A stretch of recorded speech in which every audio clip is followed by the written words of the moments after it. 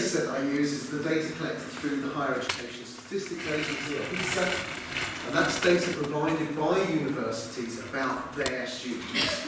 So once a year, there's a census date on the 1st of December whereby universities provide data to the Higher Education Statistics Agency about their own students. And importantly here, for the last 7 or 8 years, that includes data on which young people they believe to be care experienced or to be care leavers. Now, that data is based on a mixture of self-declaration from the young person, but also data that the university might pick up along the way about young people who haven't previously self-declared their status. And we'll come back to that in a bit more detail a little bit later on as well. Then the third data set that I'm going to draw on is from a study that I did a couple of years ago, called the Moving On Up study.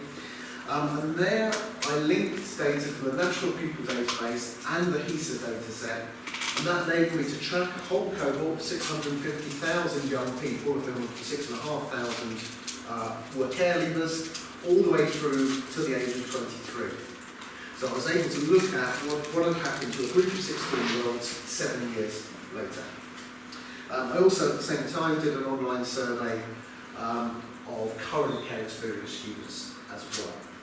And I'm also, in the course of the session, going to make some reference to some other ongoing projects along the way, potentially, and I'll come back to those at the end and tell you about the next steps as well. Okay. Is the camera going now? Yeah. Excellent, fantastic, thank you. Okay, so, start off with some basic facts and figures. At the moment, the best estimate that we have is that there are just over 7,000 care experience students in UK universities. These are students who are English domiciled, so they were living in England before they went to university. They may have gone to university in one of the other constituent nations within the UK. So of that number of care experience students, about 40% of those are care leavers, to give you a sense of how those Venn diagram works. Nearly 60% are women, 20% are not UK nationals, and 11% are part-time. And in all of those measures, that is a higher proportion than in the general student body. In particular, of interest there are the 20% who are not UK nationals. That kind of contradicts what I said about them being English domiciled beforehand. This will include, aside from other groups as well, those young people who entered the UK as unaccompanied asylum-seeking children and in other ways have entered the country and then entered care afterwards. There's two different groups that encompasses there. Perhaps most notably within the data, the high levels of disability. Now, this is something that's to be expected within this particular group, but a quarter of full-time care experience students and over a third part-time care experience students have considered themselves to be disabled. That's about twice the proportion in the general student body. Again, that's something I'll come back to a little bit later in a bit more detail. Amongst full-time care experience students, they are older than the average. Again, if you look at the age profile, they are older than the average student, full-time student, but part-time care experience students have a similar age profile to other part-time students. Part-time students on the whole are older anyway, so the age profile is very, very similar. So that gives us a sort of starting point for the sort of scale we're looking at. And that's quite a large figure really when you think about 7,000 young people, sorry, not young people. I slip into this all the time myself as well. This is one of the important things, and hopefully one of the things you'll get out of the talk is young is not a good word to be using. But overall, they make up about 0.8% of the overall student body. So this is not an insignificant group of people. There are quite a lot of them, and the numbers appear to be growing as far as we can tell. However, notes of caution. First is around the way in which we know about who is care experienced within higher education. As I mentioned earlier, that there's the basis of self-declaration. So young applicants are invited to tell their university that they are care experienced when they apply to university. And then the university has these other means, so potentially, for example, a young person might apply for a bursary once they've arrived at university, in which case the university is then able to retrospectively record them as being care experienced, even though they didn't declare during the admissions process. Now, there are a number of problems with this. The first are false negatives. We know that some care experienced students do not tell the university at any point in time. So there is a missing group of people. And as often with missing groups of people, we don't know how many. There are also, this is the group that I find particularly interesting, false positives. There are those applicants who tell their university that they are care experienced when they're not. This doesn't appear to be a fraudulent thing, this appears to be a misunderstanding of what is meant by being care experienced. It can be, for example, where somebody has caring responsibilities for members of their family and therefore confuses the fact that they are a carer with the fact that they might have been in care. The other example that I've come across is where young people who come through boarding school think that because they don't live with their parents, that means that they are in care. An interesting misunderstanding of how the social care system works. So there's a problem there about false positives. As far as I've been able to determine at the moment, the number of false positives and false negatives seem to broadly balance each other out, but it's very difficult to tell exactly.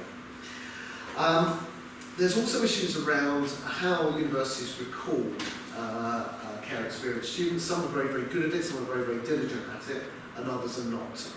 And so there is a sense in which there's probably some misreporting within the system. You can see this very clearly. I've got the data on a university by university basis, and you can see that some universities have put effort into making sure that their records are very, very thorough, others have not. We also know the data is missing for about a quarter of students. So these are those that come through a system other than the UCAS system. Now that may be a direct application to the university. It may be, for example, on some of the work-based healthcare pathways. So a lot of that, 25%, are in healthcare. So we know that there's some missing data there. Those applicants are never invited to self-declare. They may declare later when they get to university, but they're not invited to self-declare. And one thing we know at the moment is we're completely missing those care experienced students who are studying higher education within a further education college. Their data is held in a different data set, and therefore they are currently missing from these analyses. Now overall, that group of HE and FE students comprises about 10% of the total sector. We might guess that care experienced students are overrepresented within that pathway, but that's something, again, I'll come back to a bit later on as well. So once you take all those notes of caution into account, I think my best guess is there are probably about 10,000 care experienced students currently in higher education, English domiciled students. So not an insignificant number overall, but there are issues with the data. This is something that we need to take into account going forwards, is how, as a sector, and how we help policymakers to understand this and to get better data going forwards. Okay, so how does this compare? So what I've got here on this graph are two lines. The dotted line at the top there represents the participation rate for young people who live in what's called polar quintile 1. Now, for those of you who aren't familiar with polar, I won't go into great amounts of detail, but this is a measure of historic participation rates at the neighbourhood level. And so here it's acting as a proxy for disadvantage. So what you can see here is that the proportion of disadvantaged, in this instance young people, going on to higher education has risen since 2006 up to 2017. Risen year on year. There's been a couple of years where it's hit stability, but broadly it's risen year on year. It doesn't matter which measure of disadvantage you use here, incidentally you get the same basic picture of rise. But the solid line at the bottom is the proportion of care leavers going into higher education. So this is those going specifically at the age of 18. So in this instance they are young care leavers. What we can see here is broadly a pattern of stability or even potentially decline. The high rate was in 2010 about 7%. We're now down to just over 5% of in this instance, 18 and 19-year-olds going on to higher education. So there's something unusual here. The care leaver population is not following the trend for disadvantaged students as a whole. And that's something I'm interested in, and I'll go on to explain why. Is it really that bad? I don't think so. I think this is probably an artefact of the way in which the data is collected and the way in which the data is used. So this comes from the SSBA 903 data set. There's a number of things we know about that. We know that some local authorities lose track of their care leavers. About 10-15% of care leavers in any given local authority, the local authority simply doesn't know what's happened to them. They've moved away, they've severed contact, they've chosen not to respond. They may well be in university, nobody knows. But also there are systematic biases within how the data is collected and used.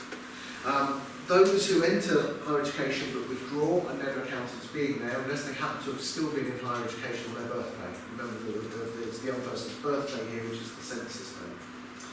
Those who are doing sub-degree courses, so maybe a certificate, diploma, foundation degree, will only be recorded for 1 or 2 years rather than the full 3 years. And I think perhaps the strangest of these, as far as I can work out, those young people with spring and summer birthdays are not recorded for the full 3 years that they're in higher education because the cut-off is in March. So they're only recorded, the data is only recorded up until March in a given year. So if your birthday is between March and September, you are not recorded as being a student in that particular year.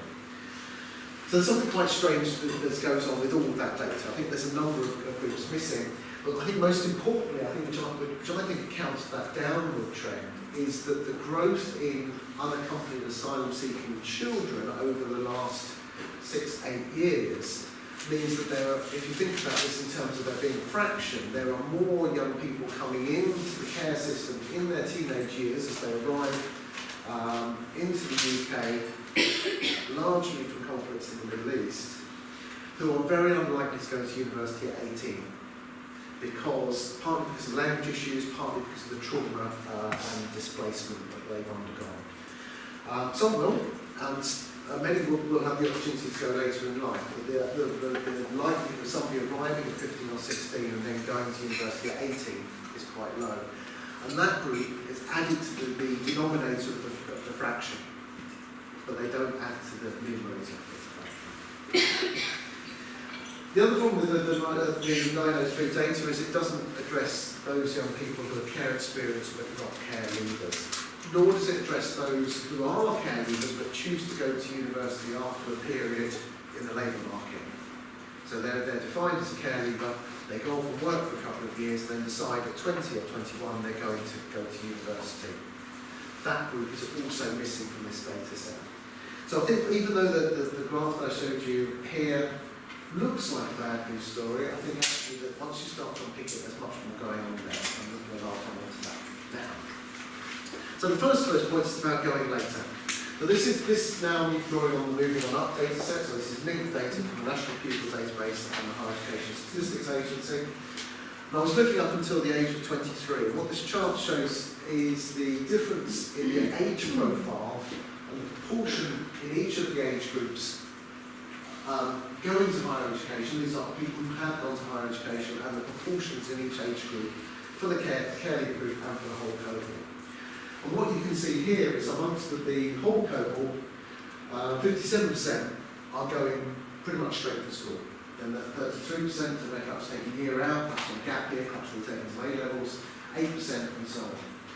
Amongst the care leaver cohort, which is the dark blue, you can see that there's a much later profile.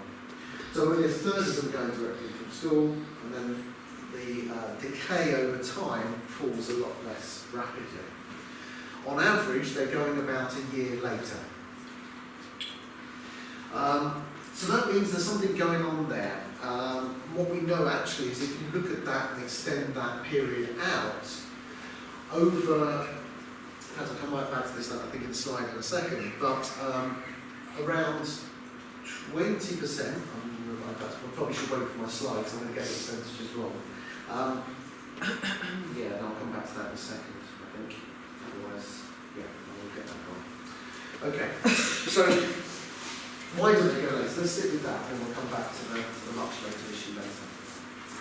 Why do they go later? The first reason they're going later is because attainment at 16 for this group is very low. The latest figures for GCSEs, only 18% of young people in care got 5 good GCSEs, if good is in inverted commas there, compared to 59% of the general population. So they are simply not in a position at 18, given their attainment at 16, to be able to progress. The other element that is very marked within the data is that they are 3 times as likely to have a special educational need, and 9 times as likely to have a very severe level of special educational need requiring a statement under the old system when this data was a couple of years old. In particular, when you start to unpick away behind that data, as you might imagine, very high instances of mental health issues. Around 45% of care leavers report a mental health issue. Specific learning difficulties like dyslexia, dyspraxia, scandal and so on, and particularly undiagnosed instances, and also long-term illnesses as well. So there's a number of particular features of what we mean when we're talking about special educational needs for the group in care. But there are also other things going on there which are discouraging young people from going on as well. Fear around stigmatisation. Do I really want to go into an environment where people may judge me poorly? Ongoing family disruption. Feeling of not being able to go on to higher education at the moment because my family is not sufficiently stable to allow me to do so. The availability of financial support, the availability of appropriate accommodation. And these are all things, again, which I'll come back to a little bit later as well. So all of these are acting as a deterrent from early participation in higher education. So we're going to unpick this with a little bit more data here. Just to show you how in particular attainment and care and SEN, special educational needs, interact to explain most of the differences that we see. So I'm going to go over here and point the chart. So focusing to start off with the whole cohort. So this is the general population of young people. And we're looking here at their attainment at 16, over on the left-hand side there. So of those who've got 5 good GCSEs, including English and Maths, we know that 69, and who didn't have special educational needs, 69% went on to higher education. For those who did have a special educational need, that falls to 61%. Okay?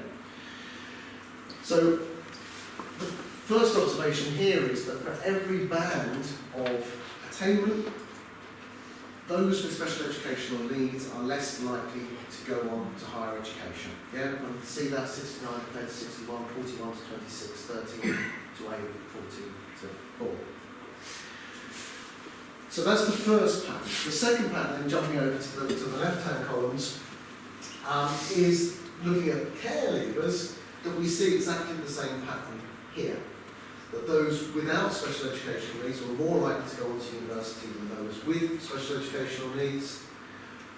But also, for every row, those who are care leavers were less likely to go on than the general population, the whole cohort. So there's something quite interesting going on here. A combination of low attainment and special educational needs explains most of the reasons why care experience, or in this instance care leavers, are less likely to go to university.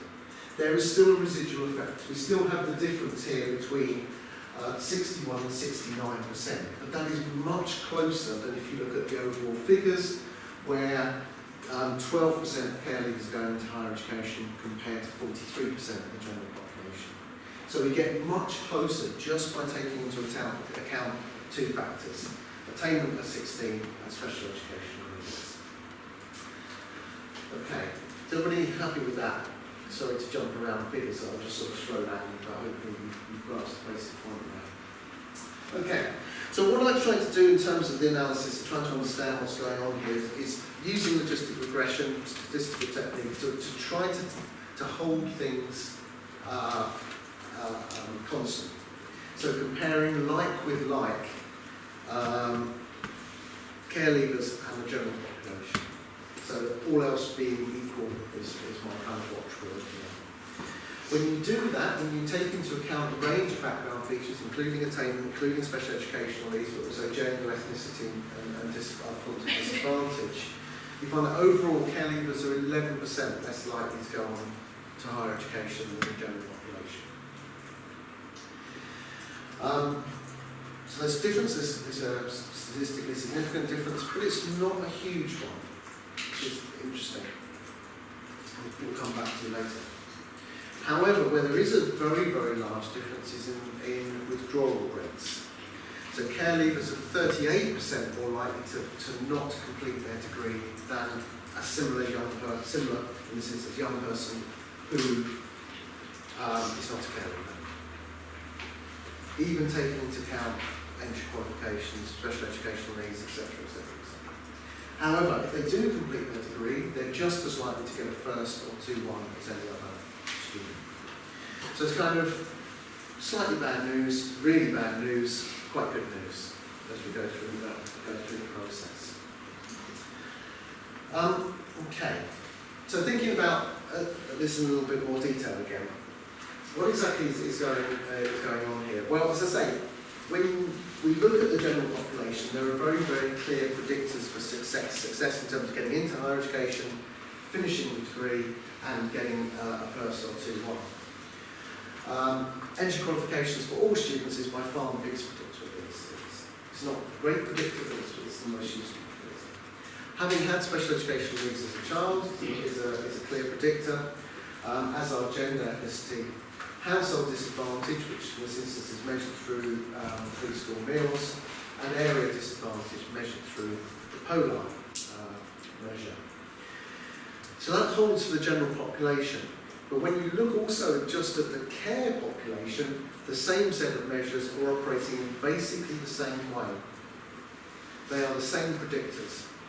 So simply, when I've talked about those differences, the 11% in terms of access and the 38% in terms of withdrawal, we've got the same predictors operating in the same way for both the general population and for the care leaver population.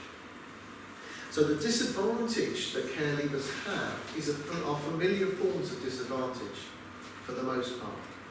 There is a proportion which is unique to care leavers, but the majority of the reason why they have lower outcomes than other students is because they are themselves have multiple forms of overlapping disadvantage, in particular around disability.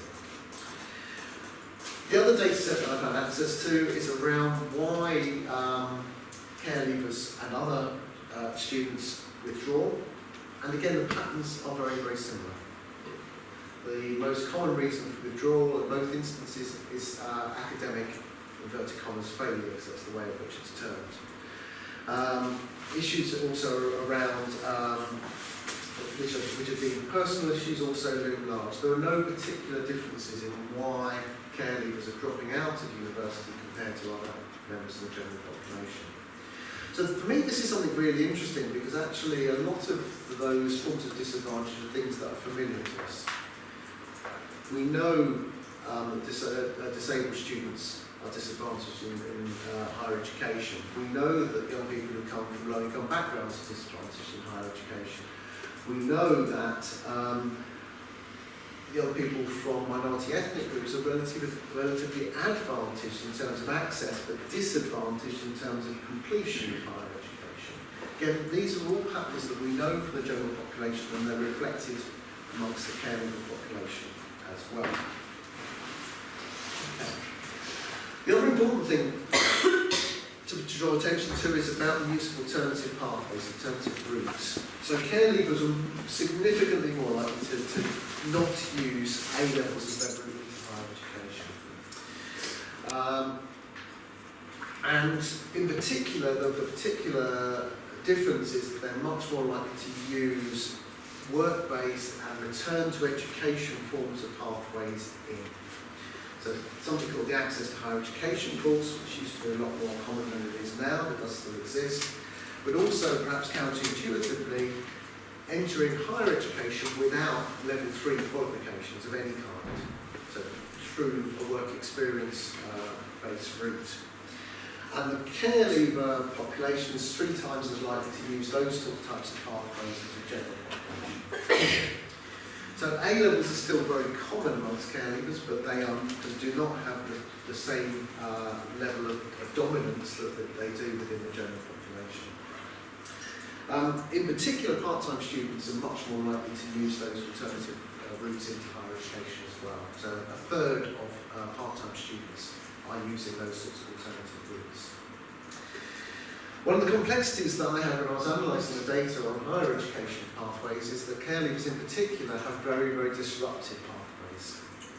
They're much more likely to take time out, they're much more likely to have restarts, they're much more likely to have periods of dormancy, or changes of course. So when you're trying to track through what happens to those, in this instance young people, actually that is much more problematic than for the general population.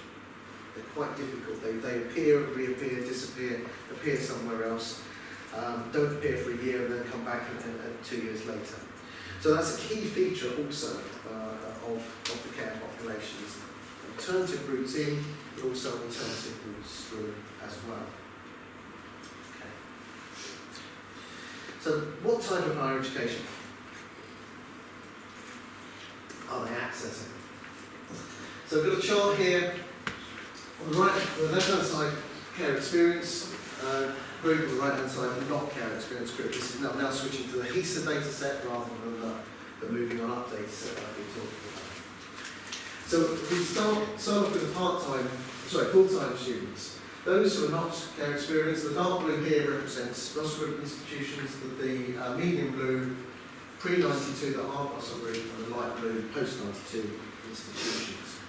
So you can see this particular pattern there, which largely reflects the size of those sectors, subsectors within the sector. If you look at care experienced students, they're much less likely to appear in Russell Group universities. They're slightly less likely to appear in other pre-92 universities, and they're much more likely to be in post-92 institutions. If you look at the part-time group, there's something quite interesting goes on here. Actually, amongst part-time students, those who are care experienced are more likely to be in a pre-92 institution than the general population. Right? It's one of these things you look at when the data comes out, that can't be right. Go back and look again, go back and look again, and then it suddenly dawns on me. This is accounted for through the use of the Open University. The Open University is a really important pathway for care experienced part-time students. Open University is a pre-92 university, so that explains why there's this counterintuitive pattern within the data. But overall what we're seeing is a much lower use of elite forms of higher education amongst the care experienced group. And that holds even when you break down by entry qualifications. So at any given level of entry qualification, a care experienced student is less likely to be in a Russell Group university than the general population. So 18% with A levels went to Russell Group University compared to 32% of the general student body. So there's something there that's going on about even when there's a given level of qualification, care experienced students are less likely to find themselves in elite forms of higher education. And the question I pose there, is this about choice? Is this an active choice? Or is there something going on about admissions processes and who is seen as being an appropriate student for in elite higher education? Or are there practical considerations here around perhaps not being able to move geographically, that there are ties to a particular area, that being Russell Group University is out of the question, so there simply isn't one in the local area, which may be about caring responsibilities, and maybe about tenure and tenancy and so on. But again, something interesting going on there, I think. Okay, so I'm going to switch now. I've done all the numbers, and I'm going to switch now to something a bit more human and tangible, and try to put some flesh on the bones. So one of the other things that I did within the Moving On Up study, partly as a kind of time filler while I was waiting for the data to arrive, was I did an online survey. And at the time, it was the largest ever undertaken of care experience students. I got 212 responses back, which, if you remember, there were about 7,000 in the system. Isn't a great response rate, but it was opportunistic in its methodology. So I'm not making great claims in terms of how this sample reflects the overall population, but I think that it gives us some colour and some ability to understand the statistical pattern that I think is really very valuable. And so what I asked about were three main things. I asked about transitioning into higher education. I asked about student experiences, what happened to them whilst they were a student, and in particular about whether they considered leaving higher education and why they've chosen not to do so. I was really surprised that I've done a lot of online surveys with students, and one of the things that really struck me with this was how willing this group was to tell their stories, and to tell their stories in some depth and length. It was a combination survey of some tick boxes, but also lots of open text boxes, and I've never seen quite so much in the open text boxes of an online survey before. I got an awful lot of data back, and it was very rich. In some instances, actually, I've chosen not to use some of the data that I got because I felt it was too personal to actually use for research purposes. So what I've used here is indicative of, but not necessarily the most moving stories that I have access to. So, these are quotes. I'm not going to read them out, you can read them, but I'm going to talk about each one briefly and then sort of move on. So, one of the key things that loomed large was the idea of transitioning into higher education. This is a really important period of time. It is for all students, they move from one identity to a new identity, but particularly for care experienced students. And I got some good stories, and unfortunately I got more bad stories. So the first example there is a good story about how transition could work and should work. Very, very positive. Another student talked about how there was a greeting card waiting for them in their study bedroom when they arrived to be a student from the university, welcoming them as a caregiver. However, as I say, there were more bad stories than there were good stories.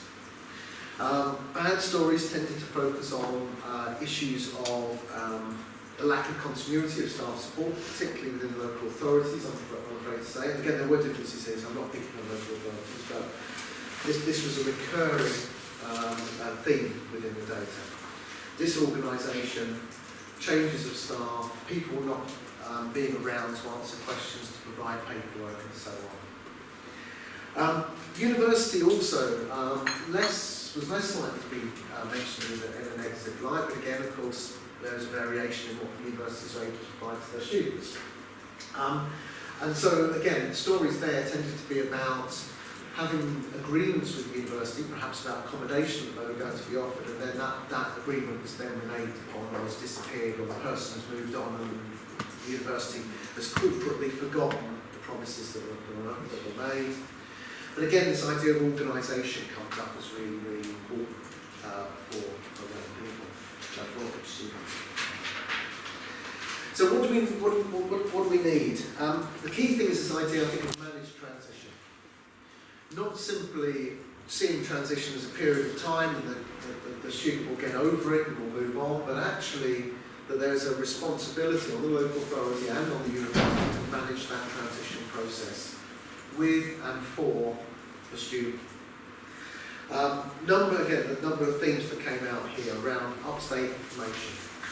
Students talked about being given out-of-date information, that perhaps the local authority was trying to help them, but actually was giving them information that was 5 or 10 years out of date. It was something about being able to get to open day, summer schools and other things. There wasn't a social worker available to let me go on this open day. I wanted to go on open day at summer school, but I couldn't get the paperwork done in time to enable me to do it. Where transition worked really well, conversely, was where there was strong liaison between the local authority and the university and the foster carers in advance. that there was contact, telephone, email, or other forms of contact in advance.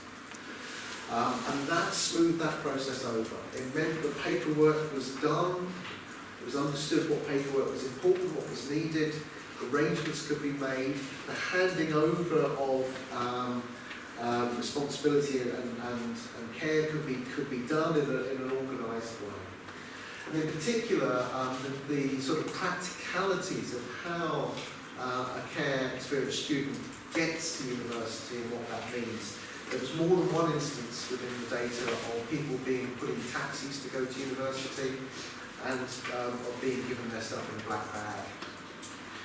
Now, those to me, I find in some ways the most moving stories, because that idea of just the failure to see this as a sort of human act of abandonment, the failure to act on that, I find very difficult. Okay, so the second sort of overarching theme I pulled out was around the legacy of care itself and what that meant for membership of the university community. And there were a number of sort of sub-things within this. One about isolation, that's a thing that comes up quite often. Isolation from the university community. Now that means the student community, but it also means the broader university community as well. So that could be also in terms of staff, academic staff, knowing and understanding what a care experienced student is, what that might mean for their academic performance, what that might mean for the way in which they interact in class, what that might mean in terms of what they're willing and unwilling to disclose about themselves, and that may be variable from day to day, from time to time. The second quote there I found again particularly interesting and particularly moving. This is a young person who thought it was easier to tell everybody that they were an international student because then they didn't need to have a past. It was a way of hiding their past in a way that they felt was comfortable for them. So they felt that they couldn't explore their identity as care experienced with their friends, with their student peers, or indeed with academic staff. The third quote there is about what I mentioned earlier around the promises and expectations not being met by institutions. So this was a particular student who wanted to be kept away from, as he saw, temptation. So he was recovering from substance abuse, and the university had put him in the party end of town, and that was something that they found very, very difficult to manage. There's a happy ending to that story. I'll come in the full quote there, which is eventually in their third year they were moved to somewhere much more suitable, and then they thrived. So there's this idea of fitting in and getting on, and the need to think about the student's strategy for their new environment, in particular for younger people, but I think it also applies to older students as well. Do they want to have their care experience visible? Do they want their friends and their lecturers and their tutors and other people to know that their care experience or not? Should there be an expectation that they need to make that visible? What is that strategy? How can those people supporting the young person help them to manage that strategy? What accommodation is available? And I think the interesting thing here was that actually there were lots of different stories. Some people actually wanted to be in the party end of town because they wanted part of the whole student experience. They wanted to be in the middle of things. Others wanted something that was much more stable, quiet, and out of the way. In particular, perhaps counterintuitively, some of those students with the highest degrees of isolation that they talked about were those either living with foster carers or living in their own accommodation that they had before they were a student. They had chosen a pathway that they thought made sense potentially financially and in other ways, but actually what it meant was that they felt very, very isolated then from the university community. And in particular, again, if I was going to pull out one element here, which I alluded to just a second ago, is those relationships with academic staff that are really vitally important. drawing on my own experience and anecdote here, I remember listening in to a conversation between colleagues within an education department who were talking about care experienced young people and how they were teenage tearaways. Now, where you've got lecturers within an education department who have such an old-fashioned and inappropriate idea of what a care experienced student is, imagine what that might be in other departments within the university. So there's a lot of misunderstanding, a lot of misrepresentation of what care experienced students are, why they were in care, and what that might mean for their lives as students and identity as students. So there's a job of work to be done there around educating academic staff. So final set of quotes. For me it was about struggle and resilience, I called it here. And different forms of struggle. So the first quote there is about academic struggle. This is somebody who missed school quite a lot from the age of 13, but actually realised that they were able and went back in as an adult, a young adult as I recall, and did an access to higher education course and got access into university. But was very aware that there were big gaps within their foundational knowledge, their theoretical knowledge. They had got the piece of paper that enabled them to go to university, but they still felt, I think to some extent where this comes up is about imposter syndrome, and actually I think in other instances it's quite realistic, that actually if you do miss 3 months or 6 months of school, when you go into the maths class at university, you're going to have some sense of not feeling that you're within your depth. The second one here is around mental health. Now, we touched earlier about the sort of isolation element of the student experience, but what there was within many of the cases was something that was much more around long-term mental health issues, around post-traumatic stress, and other forms of severe mental health issue. And one of the particular elements of the stories there was about the difficulty in getting long-term therapeutic support for those mental health issues. The universities were adept at providing support at a relatively low level across the student body, but where it came to those forms of therapeutic support that were needed, they were missing. So that was another form of struggle. But across the stories as a whole, one of the things that I found fascinating was about the differences between those young people who saw higher education as a struggle that had to be undergone, and stories around desperation that came out as well. And that, again, these are quotes that I haven't chosen to use, where actually it wasn't so much that they were in higher education because it was something that gave them access to a different life in the future, but it provided them with a degree of stability and a degree of housing tenure in one case. So there's something there about different forms of determination to get through, that if they can't get through higher education, then things would be very, very bad for them indeed. Okay.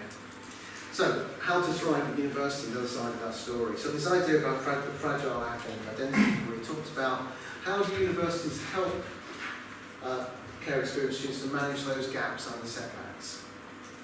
So there were lots of stories from the data I collected about setbacks. I failed my first assignment. I didn't know what I was going to do. I thought I'd have to drop out. I thought they were going to chuck me out. So how does the university help people to manage those sorts of setbacks? Negotiating disability support, and this is perhaps the biggest single risk factor in terms of withdrawal, is about supporting care experienced students who are much, much likely, remember it's 2 to 3 times as likely to be disabled as the general population. Are universities geared up to provide the levels of support that are needed, particularly over long periods of time? How do universities, for example, cope with undiagnosed specific learning difficulties?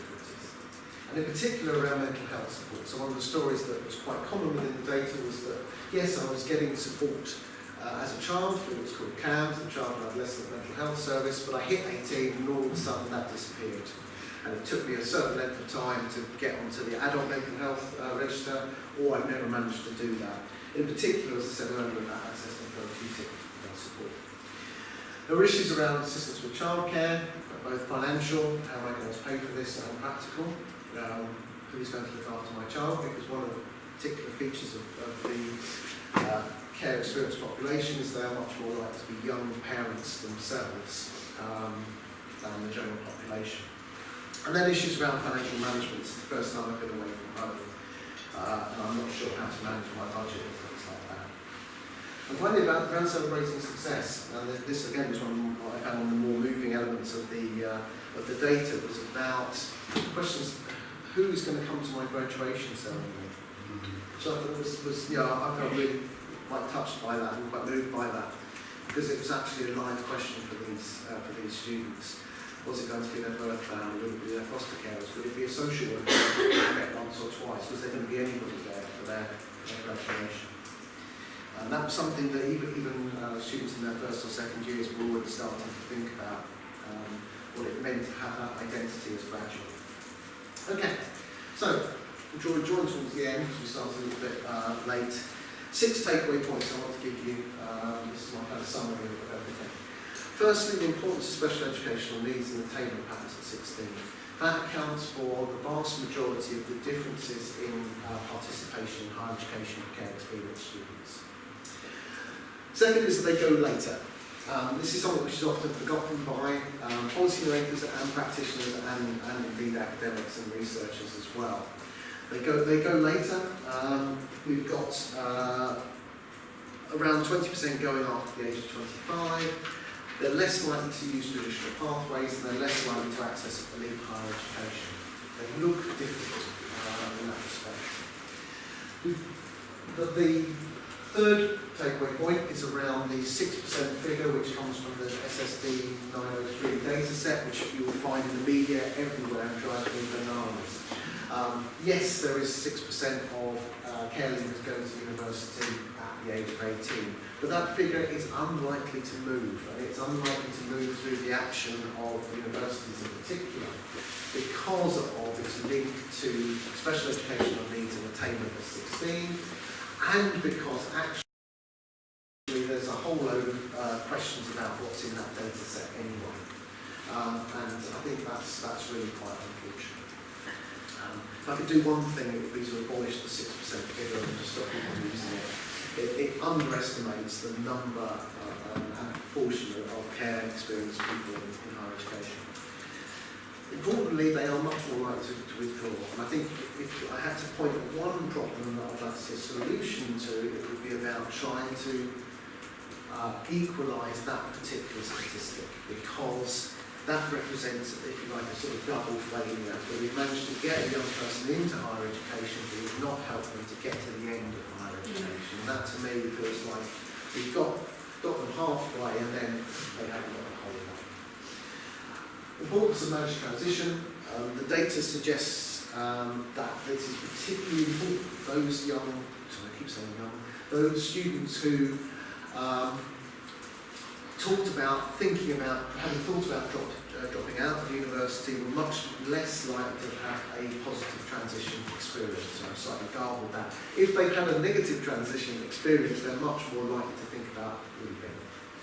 And finally, there's the importance of the legacy of childhood trauma, what that means in terms of post-traumatic stress, but also other disability issues. I mentioned in particular forms of long-term illness as well, that really heavily impact on higher education outcomes. So, more information.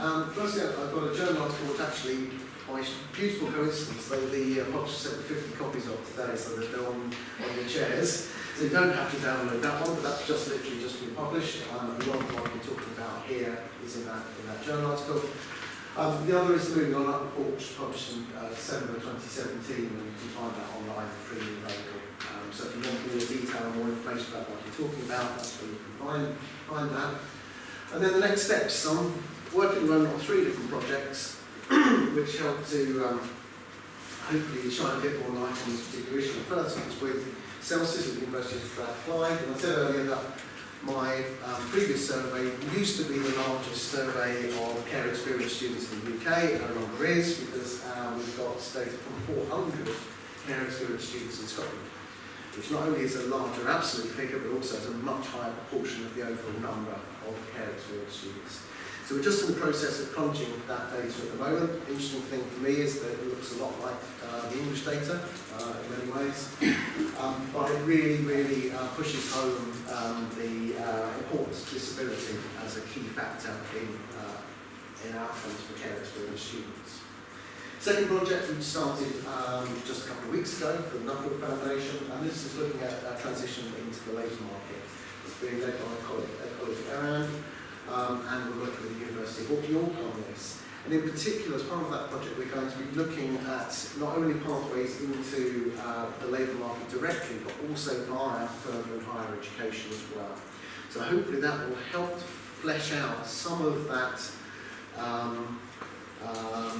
sort of missing pathway around those young people, for example, that are doing higher education within a further education college. We will pick up that and start to enumerate those and understand those pathways a little bit better. The third project is the Unite Foundation, and the piece of work that I'm doing on that is being led by Sheffield Hallam University. The piece of work that I'm doing there is about graduate outcomes. What happens after care experience students graduate? What happens in terms of postgraduate study, about which very little has been done thus far, anything at all, but also what happens in terms of graduate employment as well. So we have data 6 months after graduation. So what jobs are care experience graduates doing? Are they getting the same jobs as other members of the student population? Okay, that's the end of the presentation.